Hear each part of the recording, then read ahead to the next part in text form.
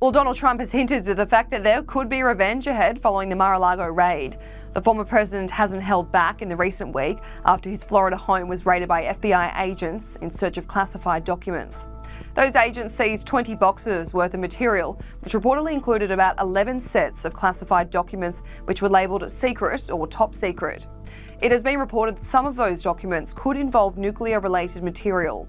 This is the first time a former US president's home has ever been searched by law enforcement, which is why Republicans are criticising the move. The Department of Justice are operating their investigation into these documents and have opposed unsealing the affidavit, believing that would likely compromise the probe. So what can we expect for Donald Trump and his team? He has been highly critical of the FBI's actions, but what exactly will he do about it? Well, he shared an opinion article by the Wall Street Journal on Truth Social that hints at the fact that there will be payback.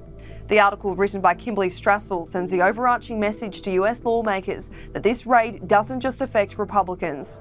What goes around always comes around, she writes. We are mere months away from the November midterm elections, and if Republicans win back control of the House and Senate, the raid of Mar-a-Lago could come back to bite the Democrats, even if the White House claims to have had no involvement.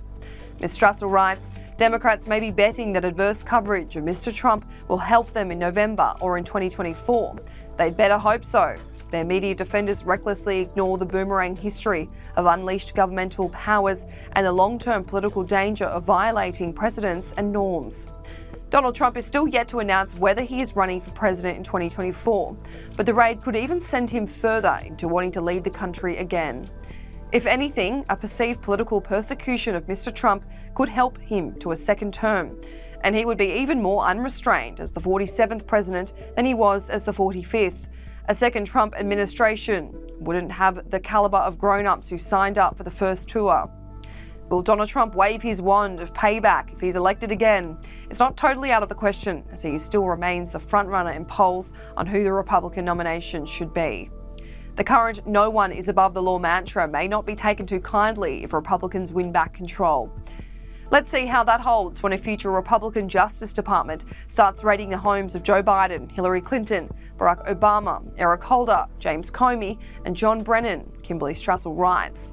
Payback could come even sooner. Democrats set a new low with their Ukrainian impeachment circus, and a GOP House next year might be up for a reprise.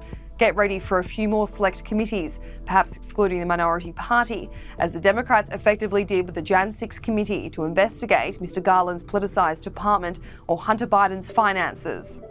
The article continues on, arguing this tit-for-tat mentality within governments will further undermine our institutions and polarise the nation. Which is why the wholesale Democratic and media defence of this week's events is so reckless. Both parties long understood that political restraint was less about civility than self-preservation. What goes around always comes around. What went around this week will come around hard.